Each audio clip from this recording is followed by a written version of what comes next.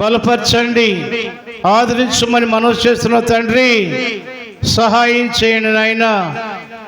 అయ్యా నా తండ్రి, చదవబడిన వాక్య భాగాన్ని మీరే మాకు విరిచి వడ్డించి తృప్తిపరిచి ఆదరించమని యేసు నామములో ప్రార్థన చేస్తున్న తండ్రి, ఆమేన్. ప్రియమైన దేవుని బిడ్డలారా, ఈ చదవబడిన వాక్యాన్ని మనం పరిశీలన చేసినట్లయితే ఈ వాక్యంలో దేవుడే మాట్లాడుతున్నాడు. ఏమని మాట్లాడుతున్నాడు? నీవు బ్రతుకున్నట్లుగా నువ్వు జీవించాలంటే నేను నీకు ఒక మంచి దేశాన్ని ఇస్తున్నా. అది పాలు తేనెలు ప్రవహించు దేశము. మీకు తెలుసా, సౌలు యుద్ధానికి వెళ్ళినప్పుడు తేనంట కాలువ కట్టి ప్రవహిస్తుందట. అప్పుడు యుద్ధానికి వెళ్ళిన వారికి చెప్పాడు సౌలు, మీరందరూ కూడా ఇది నన్ను ఉపవాసం ఉండాలి, ఎవడు కూడా ఏమి తినకూడదని చెప్పి అంటే యోనాతాను ఆ మాట వినలేదు. వినని యోనాతాను కాలువ కట్టిన తేనె చేసింది, కాలువ కట్టి ప్రవహిస్తుంటే అక్కడికి వెళ్ళి తన చేతి కర్ర కొన తేనెలో ముంచి తను ఏం చేశాడంట? తను ఏం చేశాడు చూసినట్లయితే కొన ముంచి తీసుకొని కొంచెం అరచేతులు నాకితే కన్నులు మెరిసిపోయాయట. దేవునికి స్తోత్రం. అలాంటి ప్రదేశాన్ని దేవుడు ఇస్తానంటున్నాడు. ఆయనకి అలాంటి ప్రదేశాన్ని మీకు ఇస్తున్నా. సజీవుడైన దేవుడు నేనే, నా యందు విశ్వాసం ఉంచండి. మీరు అనేక దినాలు బ్రతకాలి అంటే, లేకపోతే సుఖ జీవనం కొనసాగించాలంటే మీరు ఎల్లప్పుడూ కూడా నా యందు భయము భక్తి కలిగి నడుచుకోండి, జీవించండి అని చెప్పి దేవుడు సెలవిస్తుంటున్నాడు. ఇదిగో నన్ను విసర్జించి మీ ఇష్టానుసారంగా జీవిస్తే, ఎవరు చెప్తున్నాడు? తన ప్రజలకు చెప్పుకుంటున్నాడు అండి. ఈ దినములు కూడా ఎవరైతే దేవునిపై విశ్వాసం కలిగి జీవిస్తున్నారో అలాంటి వారికి వర్షిస్తున్న ఈ మాటలు, నీవు అన్యజనుల వరకు తిరగొద్దు, వారు చేసే క్రియలను చేయవద్దు, నీ జీవితాన్ని జాగ్రత్తగా కాపాడుకో. బూతులు కానీ సరసోక్తులు కానీ దుష్టుగా మాటలు కానీ నీ నోటు రానివ్వద్దు. అంతేకాదు వాటిని విగ్రహాల వైపు నువ్వు చూడొద్దు అని తన ప్రజలకు చెప్పుకుంటున్నాడు దేవుడు. అవును, వాటి వైపు నువ్వు చూడొద్దు, వాటిని ఆరాధించొద్దు అని చెప్పి దేవుడు చెబుతుంటే వారు ఏం చేస్తారంటే అలాంటి దేవుణ్ణి విసర్జించి విడిచిపెట్టి లోకానుసారంగా జీవిస్తూ లోకంలో కలిసిపోయి లోకస్తులు జీవించే జీవితం కలిగి నడుచుకుంటే వారికి ఏమొస్తుంది అన్నాడు దేవుడు. మీకు శ్రమలు సంభవిస్తాయి, నా మాట వినండి, నేను చెప్పే మాటలు వినండి. నా మార్గము నీతి గల మార్గము, యథార్థ మార్గము, సత్య మార్గము, జీవమునిచ్చే మార్గం ఇది. ఈ మార్గాన్ని విడిచిపెట్టేసి మీ ఇష్టానుసారంగా జీవిస్తున్నట్లయితే, ఇదిగో నేను ఈ దినమున మీ ముందు 4 విషయాల నుంచా. ఒకటి ఏమిటంటే, అది నేడు జీవమును. ఒకటి జీవము. జీవం అంటే ఏంటది? ఈ లోకంలో జీవించడమే కాదు సుమా, ఈ లోకంలో జీవితం ఏదో విధమున చనిపోవాల్సిందే. ప్రతి ప్రాణి ఏదో విధమున చనిపోవాల్సిందే. కానీ నిత్య జీవమున్నది.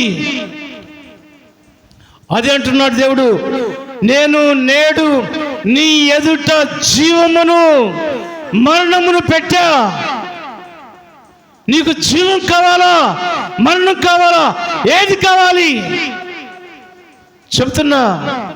ఈ లోకంలో పుట్టిన ప్రతి వ్యక్తికి 2 జీవాలు ఉన్నాయి, 2 మరణాలు ఉన్నాయి. ఒకటి శరీర సంబంధమైన మరణము. ఈ మరణము ఈ భూలోకంలో పుట్టిన ప్రతి వారికి సంభవిస్తుంది. వారు ఎంత గొప్పవారైనా సరే, ముఖ్యమంత్రి అయినా, ప్రధానమంత్రి అయినా, లేకపోతే ఐక్యరాజ్య సమితి సభ్యులైనా సరే, ఎంత గొప్పవారైనా అందరికీ మరణం సంభవిస్తుంది. ప్రతి వానికి ఈ శరీర సంబంధమైన మరణము సంభవిస్తుంది.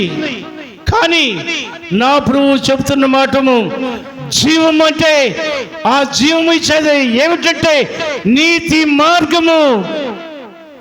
నీతి మార్గంలో నువ్వు నడిస్తే, నీతిని అనుసరించి నడుచుకుంటే, నీ జీవితాన్ని కాపాడుకుంటే, ఇహలోక సంబంధమైన చెడు మాటలు మాట్లాడకుండా నీ నోటిని కాపాడుకుంటే నీవు ధన్యుడివి, ధన్యురాలివి.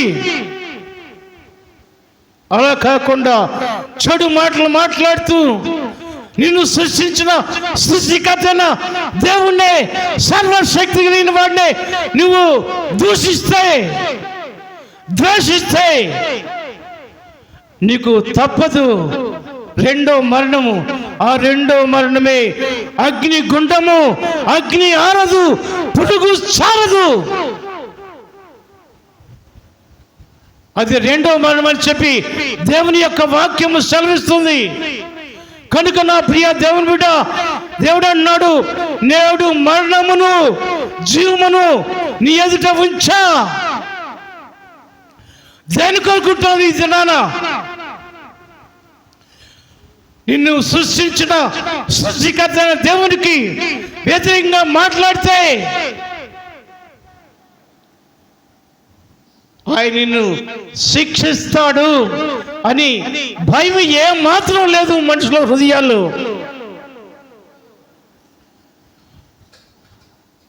నిన్ను సృష్టించిన సృష్టికర్త తల్లి గర్భంలో నిన్ను పిండ కృషి చేసిన వాడే, ఆయన సర్వశక్తిని కలిగిన దేవుడని నువ్వు గ్రహిస్తే ఎంత మేలు, ఎంత మేలు. నా ప్రియ దేవుని బిడ్డ, ఈ మధ్యాహ్న సమయంలో దేవుని యొక్క వాక్యం నీతోనే మాట్లాడుతుంది. నిన్ను దర్శించాలని, నీకు మారు మనసు దయచేసి భయంకరమైన అగ్ని గుండమైన మరణం నుంచి విడిపించాలని నిన్ను ప్రేమించిన దేవుడు నీతోనే మాట్లాడుతున్నాడు. నీతోనే మాట్లాడుతున్నాడని గ్రహిస్తే ఎంత మేలు, ఎంత మేలు. ఈ దినమున ఎంతో మంది దేవునికి వ్యతిరేకంగా ఇష్టానుసారంగా మాట్లాడేవారు. ఎక్కడున్నాడు దేవుడు అని చెప్పనేవాళ్ళు. మనుష్యుడు ఏ పాటివాడండి? మనుష్యుడు ఏ పాటివాడు? ఇంతలో కనబడి అంతలో మాయమైపోయే బుడగబట్టి వాడు.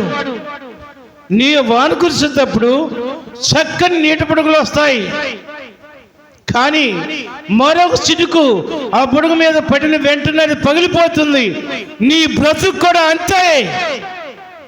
ఈ లోకంలో ఎంతకాలం జీవిస్తావు?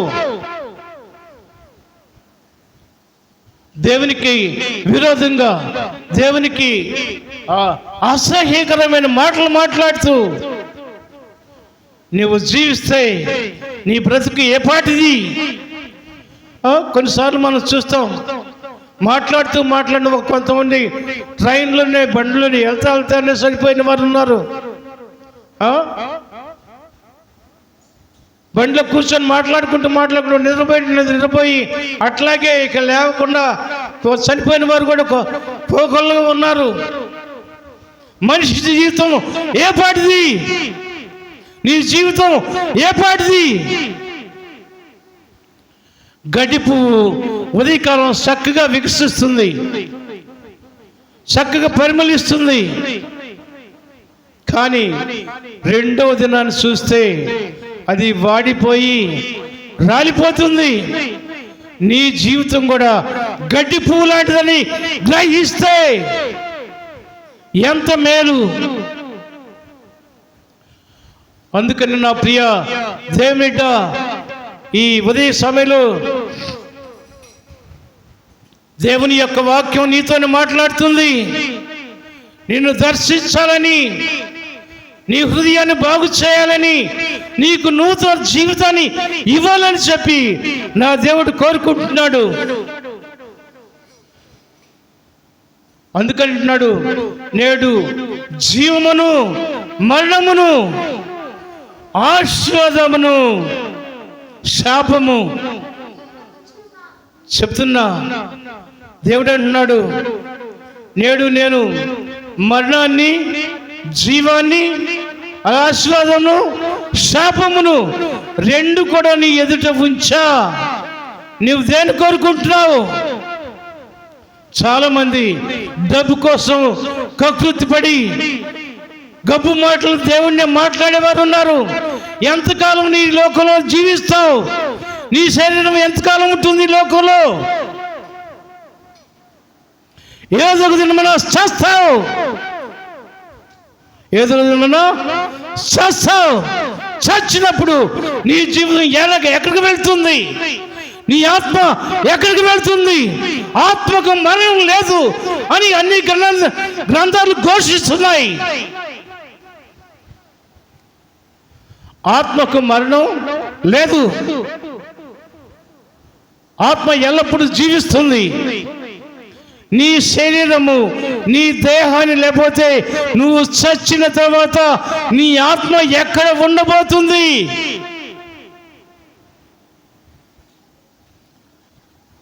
చాలా మంది గొర్రెలంటే అపహాస్యము.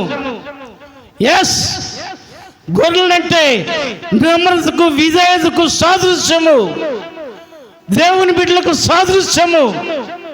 నా ప్రభు యేసు క్రీస్తు కూడా ఈ లోకంలో గొర్రె పిల్లగా సర్వ మానవాళి పాప పరిహారము తన రక్తాన్ని చిందించడానికి వచ్చిన మహా దేవుని కుమారుడు.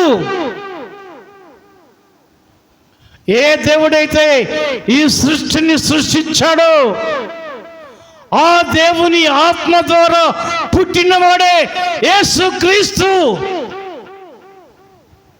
ఎవరనుకున్నావు ఆయన?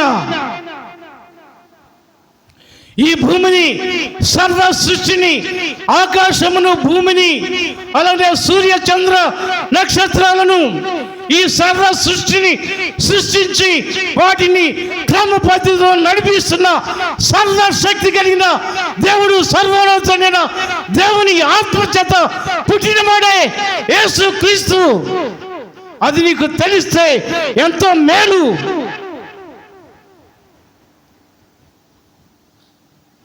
సర్వాధికారి అయిన దేవుని ఆత్మ మరియను కమ్ముకుంది. ఆ మరియమ్మను కమ్ముకున్నప్పుడు యేసు దేవుని ఆత్మే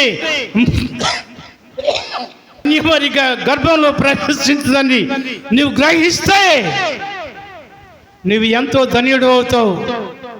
కనుక నా ప్రియ దేవుని బిడ్డ, ఎవరనుకున్నావు? యేసు సర్వాధికారి, సర్వోన్నతుడు, ఉన్నత స్థలములలో నివసించువాడు. ఆయన యెహోవా స్వయంభవుడు. యెహోవా అనే మాటకు స్వయంభవుడు అని అర్థం. మాట్లాడే దేవుడు, వినే దేవుడు.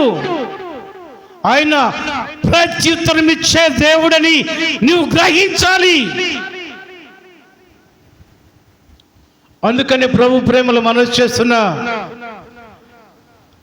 ఈ ఉదయకాల సమయంలో ఆయన్ను దూషించి ద్వేషించేవారిని ఆయన ఇంకనూ ప్రేమిస్తున్నామన్నాడు.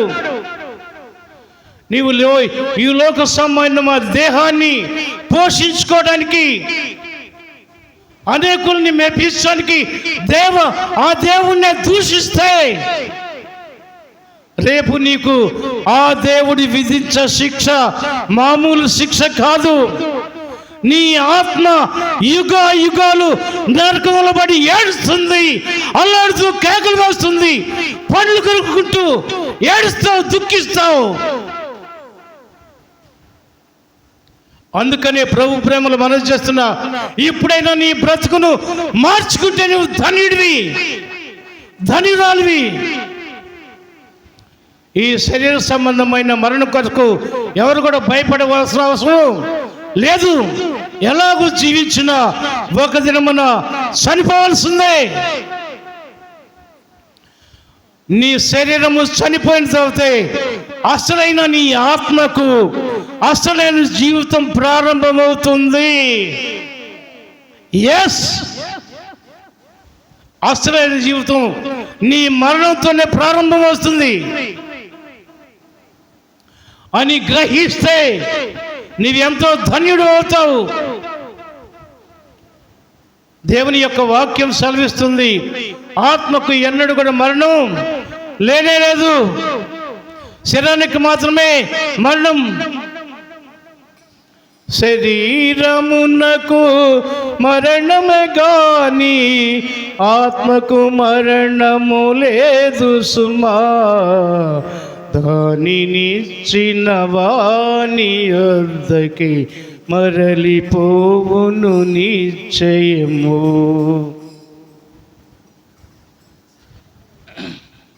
అని చెప్పి దేవుని కల్పిస్తుంది.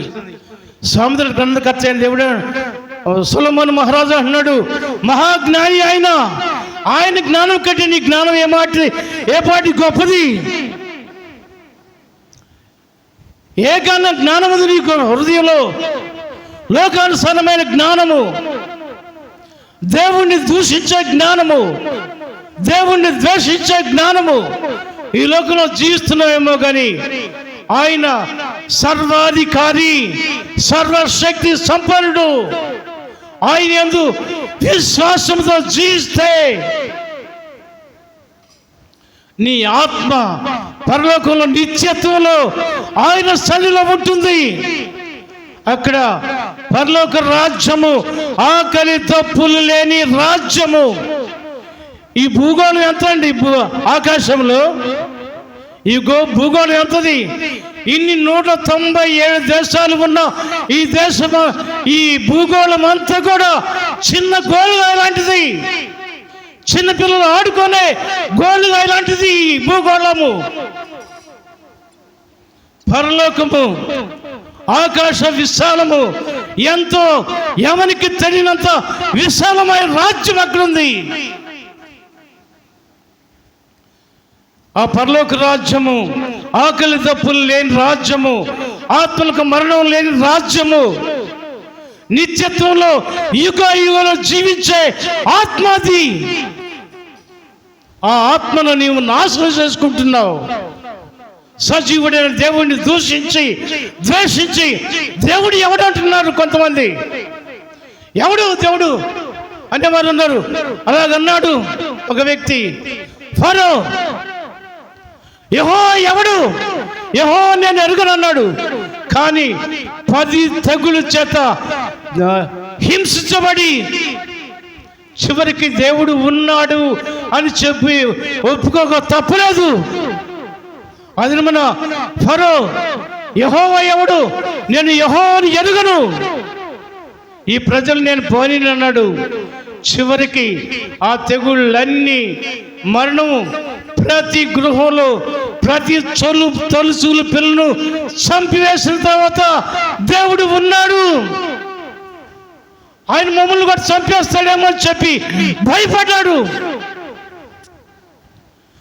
ఆ ఫరో కంటే నీవు గొప్పవాడి కాదు. ఆ ఫరో ఉన్నాడంటే లేడు, ఎప్పుడో చనిపోయాడు, మట్టి అయిపోయాడు. నీవు కూడా ఒక దినమున చస్తావు, మట్టి అయిపోతావు. కానీ నా దేవుడు సజీవుడు. ఆయన ఎల్ల వేళలా తరతరాలు యుగాలు సజీవుడిగా జీవిస్తున్న ఏకైక దేవుడు. ఆయనే సర్వాధికారి, సర్వశక్తి కలిగినవాడు. నువ్వు గ్రహిస్తే ఎంతో మేలు. ప్రభు ప్రేమలో నీకు మనవి చేస్తున్నా, నీవెవరైనా సరే ఒక దినమున ఆయన న్యాయపీఠము ఎదుట నిలబడసి ఉంటుంది. నువ్వు దూషణ మాటలు మాట్లాడి పాపం చేసి నీ ఇష్టానుసారంగా జీవించి మరణిస్తే నువ్వు చచ్చినప్పుడు నీ దేహం మంటిలో కలిసిపోతుంది, కానీ ఆత్మ దానిని దయచేసిన వాని యొద్దకు చేరుతుంది. ఎస్, ఈ లోకంలో పుట్టిన ప్రతి ప్రాణి ఏదో ఒక దినం చనిపోతాడు. చనిపోయిన తర్వాత నీ ఆత్మ దేవుని దగ్గరికి వెళ్ళాలంటే తల్లి గర్భంలో రూపించినప్పుడు ఏ మానవుడు కూడా పాపంతో సృష్టించబడలేదు.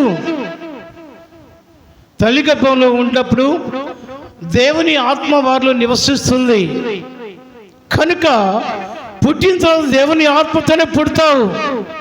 కానీ ఈ లోకంలో ఎదుగుతున్న కొద్దీ రకరకాల చెడు మాటలు, చెడు తలంపులు, చెడు ఆలోచనలు కలిగి ఆఖరికి నిన్ను సృష్టించిన సృష్టికర్త అయిన దేవుణ్ణే దూషిస్తున్నావంటే నువ్వు ఎలాంటి వాడివి, ఎలాంటి దానివి గ్రహిస్తే ఎంతో మేలు.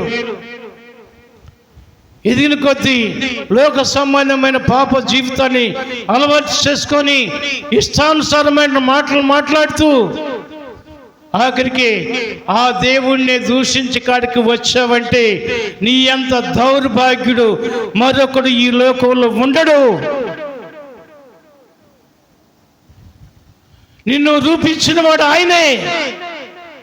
చాలా మంది అనుకోవచ్చు తల్లి తండ్రి సంపర్కంలో పుడతారని చెప్పి.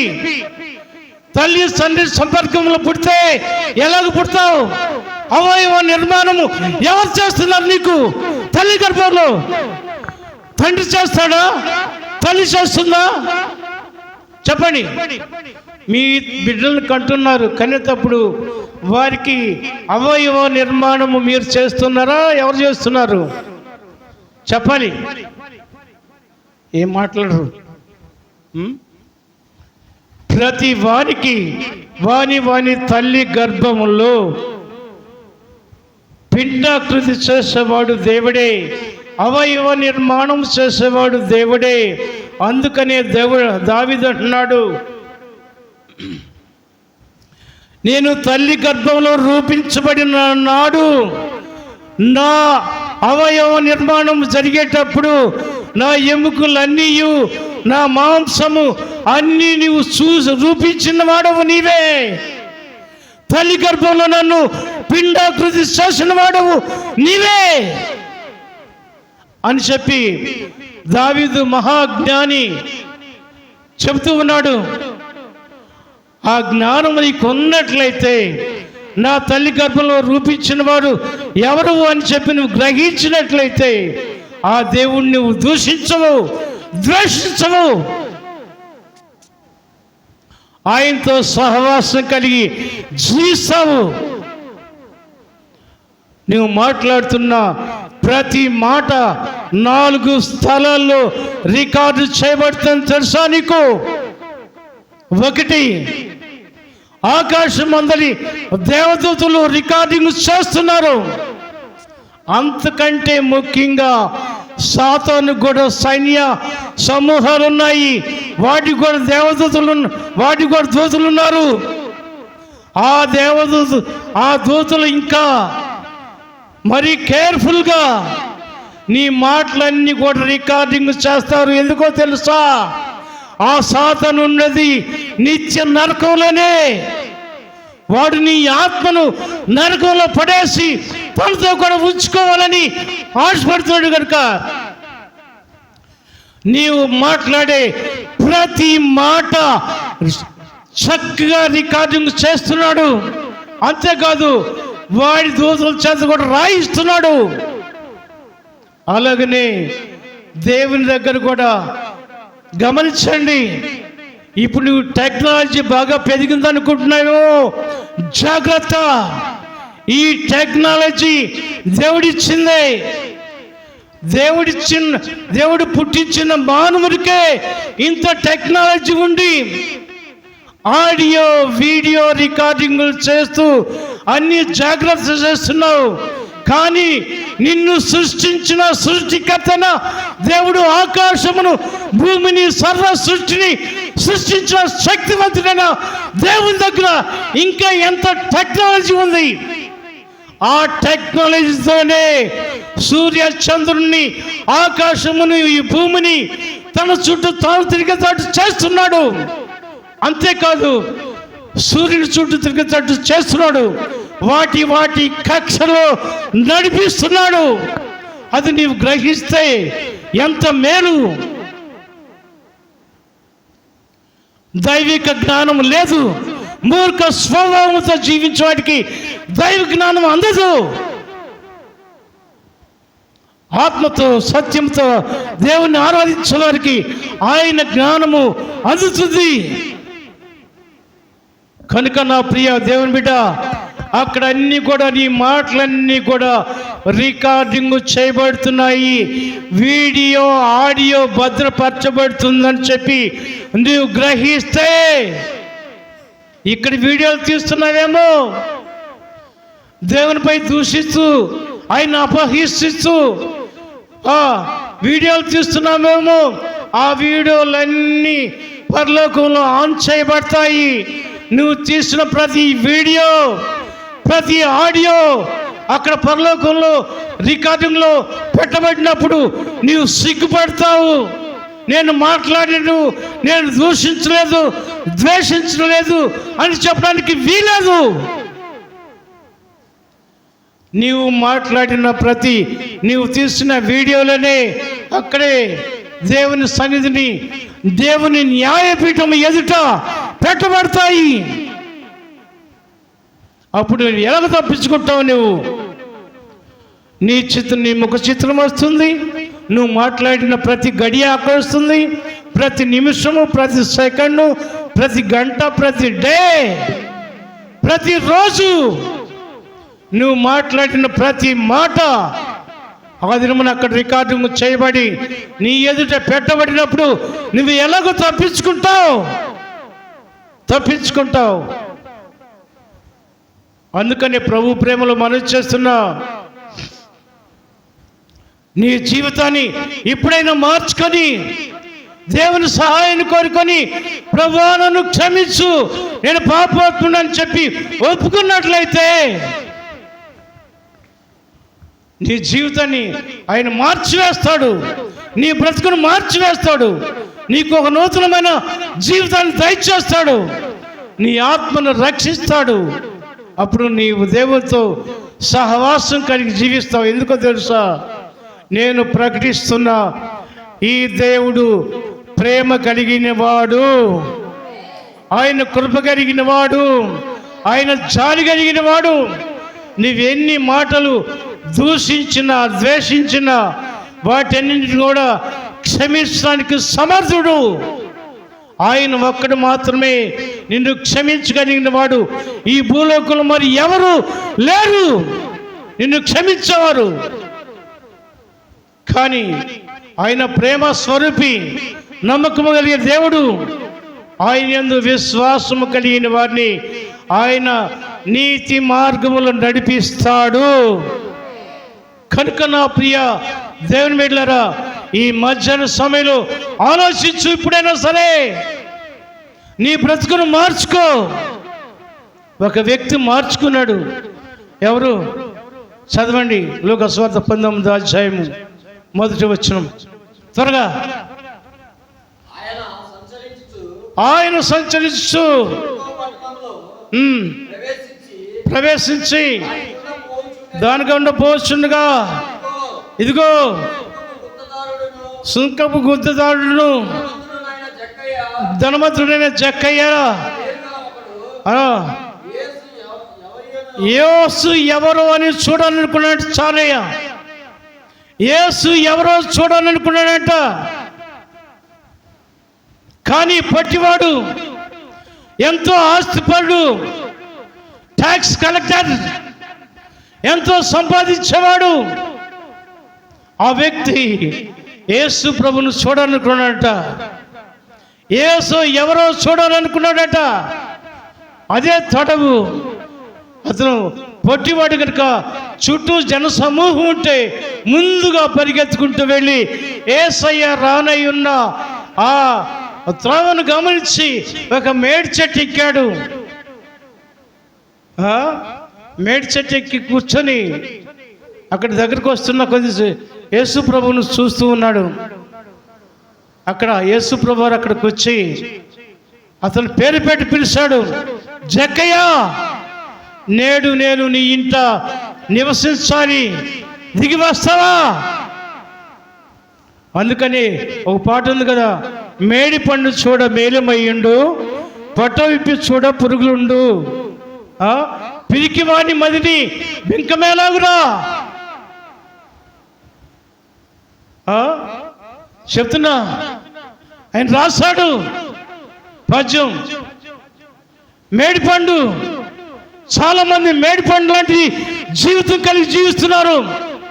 మరి పొట్ట విప్పితే పురుగులే, కడుపు నిండా చెడు మాటలే, చెడు ఆలోచనలే, చెడు తలంపులతోనే వారి జీవితాలు నిండిపోయి ఉన్నాయి.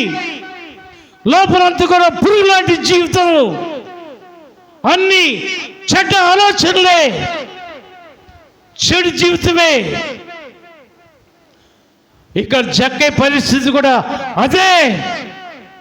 లోకానుసారమైన జీవితం జీవిస్తూ అందరి దగ్గర ట్యాక్స్ కలెక్ట్ చేసి బాగా డబ్బు సంపాదించుకున్నాడు. అయితే ఎప్పుడైతే యేసయ్య పేరు పెట్టి పిలిచాడో, నీ పేరు కూడా ఆయనకి తెలుసు, నీ జీవితం కూడా ఆయనతోనే ప్రారంభించబడింది. నీకు తెలుసా? నీ పుట్టిన డేట్ ఎక్కడిది? నా ప్రభు అయిన యేసు క్రీస్తు పుట్టిన 8వ దినమున ఆయన అభిషేకించిన దినము, నువ్వు పుట్టిన దినమును ఆయన లెక్క, లేకపోతే ఈ క్యాలెండర్ ప్రారంభించబడింది. నీకు తెలుసా? నువ్వు పుట్టినరోజు నా ప్రభువు లేకుండా నీ పుట్టుకు దినమును డేట్ కూడా లేదు. నీకు తెలుసా ఆ సంగతి? ఎవరైనా సరే ఈ లోకంలో పుట్టిన ప్రతి ప్రాణికి ఒక పుట్టిన తేదీ ఉందంటే అది నా ప్రభు అయిన యేసు క్రీస్తు పుట్టిన తర్వాత ఆయన అభిషేకించిన 8వ దినమున జనవరి 1st డే. అది నీవు గ్రహిస్తే ఎంత మేలు. అందుకనే అక్కడి నుంచి ఏడి కాలం పడింది. ఏడి అనగా ఆఫ్టర్ క్రైస్ట్, ఆయన అభిషేకించబడిన తర్వాత దినము. అక్కడి నుంచే బీసీ అనగా యేసు క్రీస్తు ప్రభువుకు ముందు కాలము. ఇది ఏడి కాలము అనగా after his dedication, after his dead, after his given God. ఇవన్నీ కలిపిందే ఏడి కాలము. ఈ ఏడి కాలమే నీకు జన్మనిస్తుంది. నీకు 75 సంవత్సరాలు వచ్చినాయి అంటే, ఇప్పుడు సుమారుగా 72 సంవత్సరాలు వచ్చినాయి అంటే ఎక్కడి నుంచి? క్రీస్తు శకము 1953వ సంవత్సరము. ఇప్పుడు క్రీస్తు శకము 2025వ సంవత్సరము. ఈ దినమున 8వ తారీఖు 16 2వ నెల అనగా ఫిబ్రవరి 16వ దినం వరకు నేను నిలిచి ఉన్నాను అంటే నా ప్రభువు లేకుండా నా పుట్టిన దినం కూడా లేదు. ఈ లోకంలో పుట్టిన ప్రతి ప్రాణికి ఒక పుట్టిన దినము ఉంది అంటే అది నా ప్రభువుతోనే అది ముడిపడి ఉంది. నా ప్రభువు లేకుండా నీకు పుట్టిన రోజు కూడా లేదు. కాలం 2గా విభాగించబడిన దినమే క్రీస్తు శకము జనవరి 1st తారీఖు. ఇప్పటికీ ఆయన ఈ లోకంలో పుట్టి లేకపోతే ఆయన ప్రతిష్ఠించబడిన దినము ఇప్పుడు కొద్దిగా ఏదో తెలుసా? 8వ 2000 క్రీస్తు శకము 2025 సంవత్సరము ఫిబ్రవరి 16వ తారీఖు ఈ దినం వరకు నడుస్తూనే ఉంది. ఇక ముందు కూడా నడుస్తుంది. ప్రపంచ దేశాలన్నీ కూడా దీన్ని ఒప్పుకొని తినాలి. ఎందుకంటే ఆయన లేకుండా నీ బ్రతికే లేదు. కనుక విశ్వాసంతో ఆయన వైపు చూడాలి. కనుక నా ప్రియ దేవుని బిడ్డ, ఈ మధ్యాహ్న సమయంలో నీవెవరైనా సరే, ఎక్కడుండి ఈ మాటలు వింటున్నా సరే, నీ బ్రతుకును మార్చుకో, నీ తలంపులు మార్చుకో, నీ ఆలోచనలు మార్చుకో. చెప్తున్నా కదా, ఒక వ్యక్తి ఈరోజు పుట్టాడు అంటే ఆయనకు డేట్ ఫిక్స్ చేస్తారు కదా, ప్రభుత్వం కూడా ఫిక్స్ చేస్తుంది పలానా రోజు పుట్టాడని చెప్పి. దాన్ని ఏమని రాయాలి మరి? డేట్ ఆఫ్ బర్త్డే ఏమని రాయాలి? ఈ అబ్బాయి పుట్టింది క్రీస్తు శకము 2025వ సంవత్సరము 2వ నెల ఫిబ్రవరి 16వ తారీఖు అని చెప్పి రాయాలి.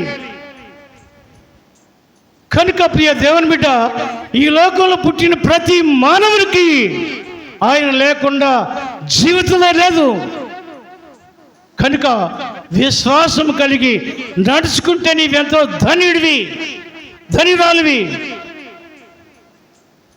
నీ ఆత్మను ఆయన రక్షిస్తాడు. అందుకని అంటున్నాడు కదా, నేడు మరణమును జీవమును ఆశీర్వాదాన్ని శాపము. ఈ దినమున ఎంతో మంది శాపాన్ని కొని తెచ్చుకున్న వారు ఉన్నారు. శాపగ్రస్తులుగానే మిగిలిపోతున్నారు. అందుకనే ప్రియ దేవుని బిడ్డ, ఈ మధ్యాహ్న సమయంలో ఇప్పుడైనా దేవుని యొక్క వాక్యాన్ని విని నువ్వు నడుచుకుంటే ధన్యుడివి. ఇప్పుడు జక్కయ్య గ్రహించాడు ఆ విషయాన్ని. అందుకని త్వరగా చెడు దిగి వచ్చి అప్పుడు అంటున్నాడు, ప్రభువా ఇదిగో నేను ఎవరి దగ్గర అన్యాయంగా తీసుకుంటే వారికి 4 అంతలు ఇస్తా, పేదలకు నా ఆస్తిలో వాటాని ఇస్తా. ఈ ఆస్తి అంతా కూడా వ్యర్థమయ్యా, నీవు ఇచ్చే రక్షణ నాకు చాలయ్యా. అవును కదా? అప్పుడు అంటున్నాడు యేసు ప్రభువారు, ఇదిగో ఇతడు అబ్రహాము కుమారుడే, ఏలయనగా ఈ ఇంటికి నేడు రక్షణ వచ్చింది. అవును, నీ ఇంటికి కూడా రక్షణ వచ్చిందా? రక్షణ లేకపోతే, రక్షణ అంటే ఏమిటి? నువ్వు చేసే ప్రతి పాపం నుంచి విడిపించబడి జీవించే జీవితమే రక్షణ జీవితము. పాపంలో జీవించే ప్రతి జీవి కూడా నిత్య నాశనానికి, నరకానికి వెళ్ళవలసిందే. నువ్వు రక్షించబడి ధన్యుడు అవుతావు. అందుకని ప్రభు అంటున్నాడు, నేడు ఈ ఇంటికి రక్షణ వచ్చినది. ఇతడు కూడా అబ్రహాము కుమారుడే. నీవు కూడా దేవుని కుమారునిగా మార్చబడాలి. నీ హృదయాన్ని మార్చుకోవాలి, నీ తలంపులు మార్చుకోవాలి, నీ ఆలోచనలు మార్చుకోవాలి, నీ మాట శైలి మారాలి. దానినే మారు మనసు అంటుంది దేవుని యొక్క వాక్యము. నీ పుట్టిన దగ్గర నుంచి నువ్వు ఎదిగి నేర్చుకునే చెడు తలంపులు, చెడు ఆలోచనలు, చెడు మాటలు అన్నీ కూడా నీ జీవితాన్ని నాశనం చేస్తున్నానని నీకు తెలుసా? నీలో ఉన్న ఆత్మ ఏడుస్తుంది. నువ్వు చేస్తున్న ఈ శరీరంతో చేస్తున్న ప్రతి చెడు క్రియను, మాట్లాడుతున్న ప్రతి చెడు మాటను విని నీలో ఉన్న ఆత్మ దుఃఖిస్తుంది. ఆ సంగతి నీకు తెలుసు. అసలు మనిషి 3 భాగాలు ఉన్నాయి. 1 శరీరము, 2 ప్రాణము, 3 ఆత్మ. ఈ ఆత్మే దేవుడిచ్చింది. ఆ దేవుని దగ్గరికి మరి తిరిగి వెళ్తుంది చనిపోయిన తర్వాత. ఈ శరీరము, ప్రాణం పోయిన తర్వాత శరీరము మృతము, ఎందుకు పనికి రాదు. ఎవరైనా శవాన్ని ఇంట్లో పెట్టుకుంటారా? చెప్పండి. ఎవరు కూడా పెట్టుకోరు. కొద్ది గంటలే, లేకపోతే తీసేసాయని వాసనతో అని చెప్పి మాతో మరి కూడా అనే మాట అన్నారు. నీ బ్రతుకు కూడా అంతే. నీ జీవాన్ని కోల్పోయినప్పుడు ఎన్ని మంచి వస్త్రాలు వేసుకున్నా, ఎన్ని ఆభరణాలు ధరించుకున్నా, ఎంతగా నువ్వు ఆ పౌడర్ రాసి ఈ దేహాన్ని అలంకరించినా ఒక దినమున మట్టిలోకి పోవాల్సిందే. మట్టిలోకి పోవాల్సిందే. అది జ్ఞాపకం పెట్టుకుంటే నీవెంతో ధన్యుడివి, ధన్యురాలివి. ఇప్పుడైనా ఆయన మాటకు లోబడినట్లయితే జక్కయ్య వలె, జక్కయ్య తన ఆత్మను కాపాడుకున్నాడు, వారి వారి ఆత్మను కూడా కాపాడుకున్నాడు. చెడు మార్గం నుంచి విడిపెట్టేసి, ప్రభువా నీవే నాకు కావాలి, ఈ లోకంలో ఉన్నవన్నీ కూడా వ్యర్థమయ్యని చెప్పి అందరిని కూడా అన్నాడు. నా ఆస్తి సగము భాగము పేదలకు ఇస్తున్నా, ఎవరి దగ్గర అన్యాయంగా తీసుకుంటే వాడికి 4 అంతలు చెల్లిస్తా, కానీ నా ఆత్మను రక్షించేవాడు నీవే కనుకయ్యా, నాకు రక్షణ కావాలని చెప్పి ఆ దినమని దేవుని సన్నిధిలో మోకరించి ప్రార్థన చేసినట్లుగా దేవుని యొక్క వాక్యం సెలవిస్తుంది. కనుక ప్రియ దేవుని బిడ్డ, నీవెవరైనా సరే ఇప్పుడైనా దేవా నన్ను క్షమించు అని చెప్పి ఒప్పుకొని ప్రార్థన చేస్తున్నట్లయితే ఆయన నిన్ను క్షమించడానికి సిద్ధమని కలిగిన వాడు. ఆయన నీకు తోడుగా ఉండి నడిపిస్తాడు. చిన్న ప్రార్థన చేసుకొని వాక్యాన్ని ముగించుకుందాం. మహాదేవుడు అయిన తండ్రి, పరిశుద్ధుడా, రాజా, నీకు స్తోత్రం చేసిన పరిశుద్ధమైన స్థలములలో, ఉన్నత స్థలములలో నివసిస్తూ ఈ సర్వ సృష్టిని, ఈ సృష్టిలో ఉన్న మానవాళిని, అన్ని దేశాల్లో ఉన్న ప్రజలను ఏకచక్రాధిపతిగా యుగ యుగమాలు జీవిస్తూ పరిపాలిస్తున్న మహోన్నత దేవా, నీకు స్తోత్రమయ్యా. నీ దయగలిగిన హస్తపురేడులో నన్ను మమ్మల్ని స్థిరపరచండి, బలపరచండి, ఆదరించండి నాయనా. నీ వాక్య పిలువలు మా జీవితాలను సరిచేసుకోవాలి. జక్కయ్యలాగా మా బ్రతుకులు మార్చుకోవాలి. అలాంటి కృప మా బిడ్డలకు అందరికీ దయచేయండి. నిన్ను మరి ముఖ్యంగా నిన్ను దూషించి ద్వేషించే వారిని అందరినీ కూడా రక్షణలోకి నడిపించండి. వారి బ్రతుకులు మార్చండి. వారి తలంపులను, ఆలోచనలు, వారి మాటలను మార్చి ఒక నూతనమైన వ్యక్తులుగా జీవింపు చేయండి. వారి హృదయాలు మార్చినైనా నీకు ఇష్టకరమైన బిడ్డలుగా జీవించడానికి సహాయం చేయమని మరోసారి నా తండ్రి నాయన, ప్రపంచంలో 800 కోట్ల మంది ప్రజానీకం నివసిస్తుండగానైనా వీరందరినీ పరిపాలిస్తున్న చక్రవర్తివి నీవే కనుక నీ మీదనే ఆధారపడుతున్నాం, నిన్ను మహిమపరుస్తున్నాం. ఆయన నీవే మమ్మల్ని దర్శించి ఆదరించి వాడుకొనమని నీ ఘననామమునకు మహిమ, ఘనత, ప్రభావాలు చెల్లిస్తూ యేసు పరిశుద్ధ నామములో ఈ ప్రార్థన సమర్పించి వేడుకుంటున్నాం మా ప్రియ పరలోకపు తండ్రి. ఆమేన్, ఆమేన్.